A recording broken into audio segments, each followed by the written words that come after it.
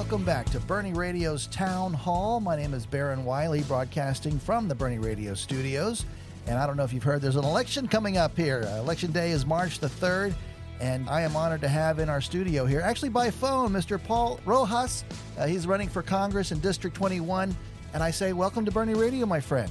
Thank you. Glad to be here. Glad to talk to you and have a chance to have your listeners learn about my platform. But yeah, looking forward to our conversation. Well, you've got a great resume, my friend. I'm looking at it right here. You're an engineer, an entrepreneur, sixth-generation Texan. And you say Washington doesn't need another career politician. What does that mean? So we're looking at a pinnacle in our country. We've heard a lot about AI, data centers, H-1B visas. They all kind of tie into what's going to affect the country in the next 2 to 3 years, and then that's going to reverberate for the next 20 or 30. With AI and data centers, those kind of go hand in hand, but for right now in Texas, they have 200 data centers in operation. There's another 200 to 400 planned in the next 2 to 4 years. Just in 2025, Texas gave tax remittance away to them of the tune of $2 billion. Now, essentially what that means is our electricity rates went up, our water rates went up while we subsidize these data centers. And while I am pro-growth and pro-opportunity, we can't be subsidizing these because it affects the environment, it affects the workforce, it affects everyone else.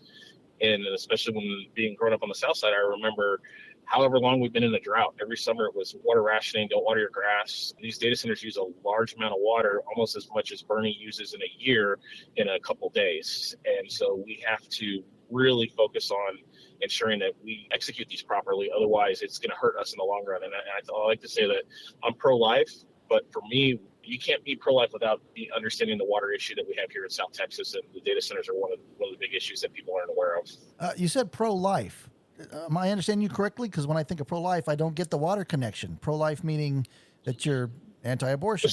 So anti-abortion, but life begins and has to be sustained with water, and water flows into our food system. So when these data centers are going to affect either the aquifer, the river, like Comal or the Guadalupe, that, in my view, is a pro-life issue as well. Wow. It'll affect our food supply. It affects ranches, farmers. It touches every aspect of life. Without water, we don't have life. Have you seen data centers that have tried to plant themselves in Texas and get kind of pushed back by the people? San Marcos they didn't put a moratorium on it, but they did a big pushback for at least the next year that they're going to halt the data center expansion. Guadalupe County, the same thing, they're trying to halt it. There are some in San Antonio, namely towards the Westover Hills. It's a Microsoft data center, my former employer, out there in the Hondo, Castroville area. Microsoft's also building a bunch of these data centers. The Medina River has been dry for as long as I can remember, at least in the last 10, 15 years. So they're there. I don't think they actually realize what's going on. And it's one of those things, having that background as an engineer and a physicist, you see things in a different light. And when you said, we don't need another politician, I realized that's one of the things that really made me jump into the race. I have a completely different background than someone that normally goes into politics, but we need folks that are either small business owners or science or engineering focused to really tackle the challenges of the next 10 to 15 years. Yeah, you said an engineer, I said entrepreneur, but more specifically, you worked for Cisco in cybersecurity. Yes, so I worked at Cisco. I had a varied career. So attended St. Mary's University for undergrad, my first master's. So that was a physics undergrad and software engineering master's. While I was at St. Mary's, I worked for Southwest Research in their space science and engineering division. The first project that I was tasked with was part of the data analysis team for studying the poles of the moon. And we were able to discover water on the moon through all the instruments that we had sent there. When we go back to the moon in the next couple of weeks for the Artemis 2 and then the Artemis 3 and 4, some of that data plays into that, where they're going to put the moon base or where we're going to go explore. Did that for 6.5 years and then went to Cisco Systems, did cybersecurity, working with a couple of the different 3-letter agencies focused on national infrastructure. Came back to Bexar County to help them modernize their IT infrastructure, and then went to Microsoft where I picked up the AI data centers and autonomous vehicles. Well, we're talking with Paul Rojas. He's a candidate for Congress in Texas District 21. I am blown away. One, that you are part of the team that helped discover water on the moon. What could that water be used for? Now I'm just curious for future missions. So water, if I remember the facts, the measurements correctly, it's 8 pounds per gallon. And if you imagine the amount of water that a sustained moon mission would need, it's pretty heavy. And not only to lift that out of our atmosphere, but then also carry it to the moon. It's a large endeavor. And one of the ideas that was tossed around was melting that water, obviously purifying it, and then using it for the systems that NASA and the international space community will eventually use once we establish a lunar colony. Well, then why don't you propose that these data centers build a plant up on the moon? Surprisingly, Elon Musk has actually proposed that. It's either that or in space, and using just the normal cooling that the solar system being so cold. But yeah, that is something that they have proposed. You're kidding. Theoretically, okay, no, I'm actually not. Theoretically, I think we'd have to get through the telelink distance of just how long it takes to communicate back and forth to the moon, which is a couple seconds. It's slower than traditional communication that we're used to. But yeah, I mean, theoretically, it could be something we could do in maybe the next 50 years. That's amazing. Well, I think I'll be gone in 50 years, but you'll be vice president, let's just say. I'll be in my 80s. Again, Paul Rojas, very impressive, your work. I was just kidding about the water on the moon thing and all that. But in your experience in cybersecurity, and I think about our Boerne Radio listeners, we get reports all the time from our sheriff's department and from the police department of the latest scam.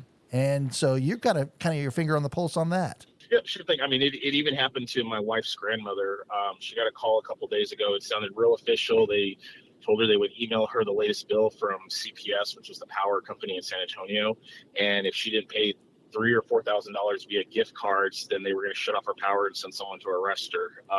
And thankfully, my brother-in-law and then my wife's uncle were able to help her see reason, saying, hey, they don't normally contact you like this.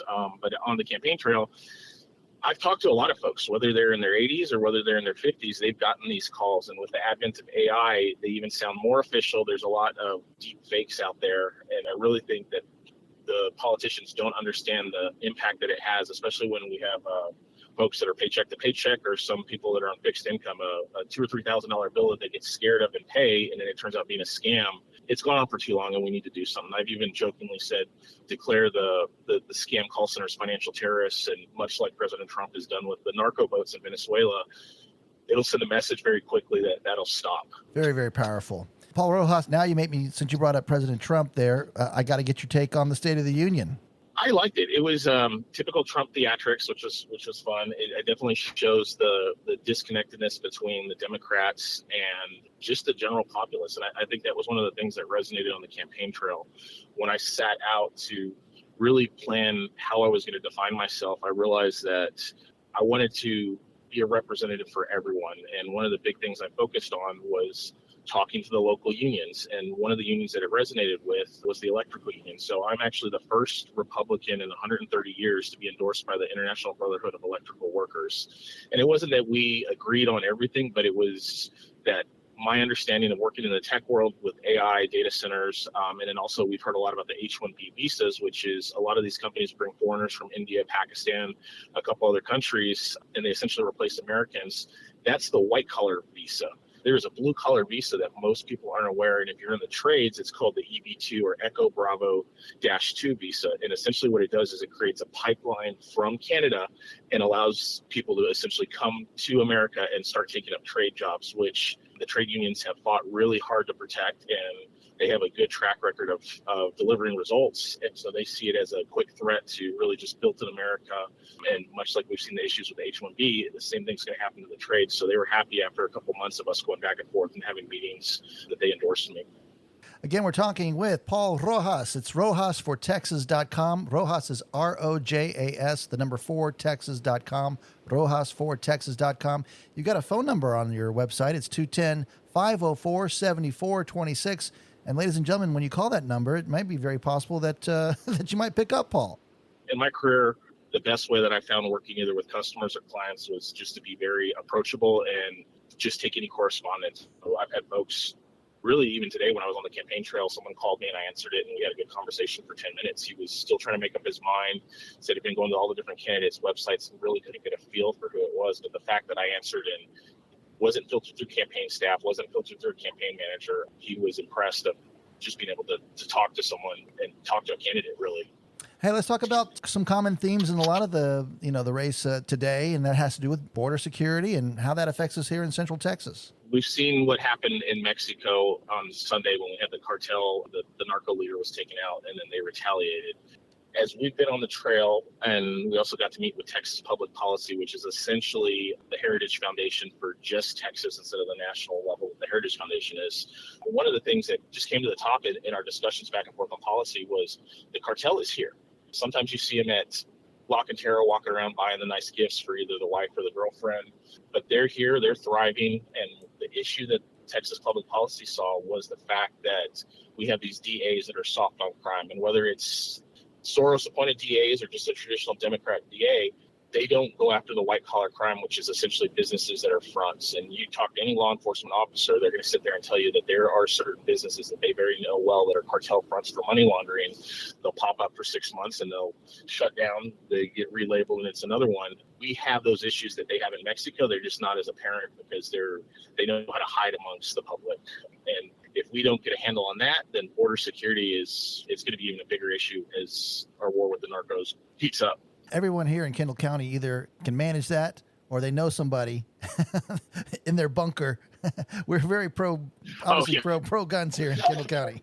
That's what I love about this district. After I left the tech industry, when Microsoft had a bunch of big layoffs, I looked at what skill set I had amassed, and I realized that let's have some fun. And so I went into the firearms industry. And so my father-in-law and I opened Alamo Brass, which essentially started off as a reloading supply company. And then we transitioned into a firearms manufacturer. So much like Brandon Herrera in District 23, we've done the same thing where we've gotten to work with a couple different law enforcement agencies, the special forces community. And I tell folks, I was like, any candidate can sit there and tell you that they're pro Second Amendment. To them, it's either a hobby or a weekend activity. It is how I put food on the table and put a roof over my head. It's in my DNA. And the same fervor and intelligence that I took into all my different places that I've worked, I brought that to where we're able to employ a couple people, provide good jobs, and allow just growth, the company being an entrepreneur without having to answer to anyone but customers that they're, what they're looking for. Paul, again, you're very impressive in your experience, your intelligence. Is this your first run into politics? This is my first run. I'm 38, so I'm the youngest one in the field. It really, what spurred it on was after Charlie Kirk was assassinated, I had looked at who the people were in the field for when Chip Roy had announced back in July, and really had molded over from July to when Charlie was shot. And it was a lot of prayer, a lot of discussion with the wife. But then when that fateful day happened, I told my wife, I was like, look, he was 32, I'm 38, so there's a 6-year difference. We need younger folks in the race. Most of the folks, there's one or two that are a couple years older than me, and everyone else is in their 60s. That's great. Everyone's had a good career, but we need younger voices. We see it on the Democrat side with Jasmine Crockett, with Talrico. Even the numbers that we're looking at today in Comal County, youth from 18 to about mid-40s are outvoting Republicans 3-1 with the ballot numbers that we've seen returned. And we need to be aware of that. The population is saying, hey, we want to keep Texas red. We need folks that resonate with that younger crowd, and I think I'm that person to do that. So have you gone to the college campuses like Charlie Kirk and hung out and met the students? It's interesting, going back to college. I mean, it's been 20 years for me, so it's definitely changed. A lot more stuff is interactions on social media with folks, and whether it's the meme game is among the candidates. And in my race, they've termed me the meme war, that they can't get one over on me, or the different AI videos that I've been able to push out. We did a Game of Thrones one the other day, and it was received pretty well, especially with everyone watching the Night of the Seven Kingdoms. But I would say the traditional Republican strongholds, whether it's like engineering or business, those kids know what they want to do and they want to work. And so it's really trying to find that middle ground of how do you activate them? Because they went to college much like I did with, I'm going to get my education, and I'm going to study something that opens doors for me. And they're very well made up their minds, but then having to activate them to vote, it's an interesting endeavor because it's different from when I was in college. And I remember the Barack Obama days, and everyone was excited about that. Going back to Charlie Kirk, and you talk a lot about faith and family and community. And so can you speak to, beyond just the values, what policies strengthen families today? It goes back to good jobs. Unfortunately, I've had 2 layoffs, one at Cisco, one at Microsoft, and I see what that does. A family can be working towards either a home, healthcare. We have to protect the American middle class. And without good jobs for the middle class, we lose the country. At the same time, we have to focus on enabling families and enabling our youth. A lot of these kids, especially when you see the Charlie Kirk rallies, they want to get married, they want to have families. And the government has done a disservice to really the youth. And I don't know if it's ignorance or it's just, hey, they don't think that they're the voting base that they need to cater to just yet. But these kids are there. They want to have the opportunity that everyone was told, go to school, get an education, get married, have a family. And as affordability has become a bigger issue with housing and whatnot, it puts off that success of really just the nuclear family.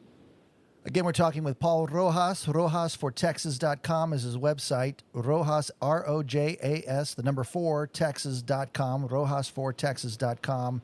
My friend, big criticism of Congress right now. Boy, talk about walking into a hornet's nest. They like to spend money, our money. And so with that, is there anything that you recognize that you would like to see cut? Sure thing. Well, two things. First, everyone talks about money raised on the campaign trail, and we raised a decent amount. Some of it was my own money that I put in. But one of the quick things coming from an engineering standpoint that I learned, there is so much political grift when it comes to just running a campaign, whether it's a campaign manager, mailers. And I kind of took the mentality that I've learned at the different tech companies, which was fail fast. So to give you an instance of the political texting, the quote that I got when I started looking at vendors was roughly about $25,000 to set up a whole political texting operation for the duration of the campaign for 6 months.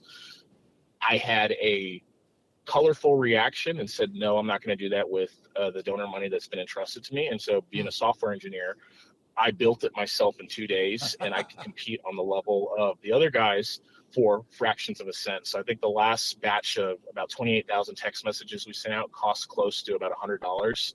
So $100 versus $25,000, that's the type of mentality that I'll bring to Congress. Fail fast. If it's not going to work, I'm going to call it out. And whether it's something that President Trump puts forward or one of the Democrats, I'm going to vote based on feasibility versus just emotion and the typical political showmanship. That's been my whole career. If it works, it works. You can do a very quick deep dive to figure out if it's feasible. And if it isn't, then you call it out, you strip it down, and you build it back up. Paul Rojas, here in Kendall County, what I love about Kendall is that our Kendall County Sheriff's Department and our Boerne Police Department, we're all on the same team. It's a very special thing. But it's no secret that as the population has grown, we might be running, thin at times, and we count on other resources and other help from neighbors like that. What would you do in Congress to help support law enforcement here without creating more red tape? Sometimes you have to have a carrot and stick approach. And then if you go to my website on the 21 promises for District 21, it outlines very clear ideas and then a roadmap to success, how I want to implement them. And one of those we call is refund the police. The federal government does fund a lot of different things. And my goal would be if cities remove funding, which in the case of Kendall County or Boerne, it doesn't happen, but a place like San Antonio where they want to defund the police, they lose federal funding across the board until they get in line and they decide to behave. We've seen it with the sanctuary cities. We've seen it allowing rioters during the days of COVID. You have to have that force to sit there and say enough is enough. Some of these politicians have gotten out of control and they think that they can usurp the government, and they need to be brought back into a reality check. But working in the firearms industry, I've dealt with law enforcement from state, local, federal to Native American tribes, and it's all the same thing. It's the finding the best equipment at the best price for them and trying to avoid, again, the markup. Some of my Native American tribes, when I've worked with them for over 5 years now, they'll solely source with me because I give them the best prices, and they know that it's a relationship versus I'm trying to make a huge buck and a one-time win and walk away. And we have to get back to that. We built the Golden Gate Bridge in 4 years. Nowadays, that would take 25 years to do that. If you go to RojasForTexas.com, you do a very good job of spelling out your takes on all the issues that you're dealing with. But one that's fascinating to me is judicial tyranny. Are you ready? Go.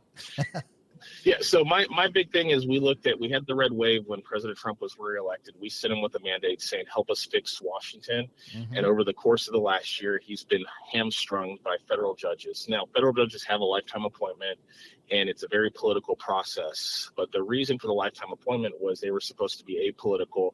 And what we've seen over and over again, especially during Republican administrations, is they put their thumb on the scale and use emotion to dictate that. We've seen them where they'll freeze people that are being deported and want the U.S. to bring them back from whatever country they were sent to.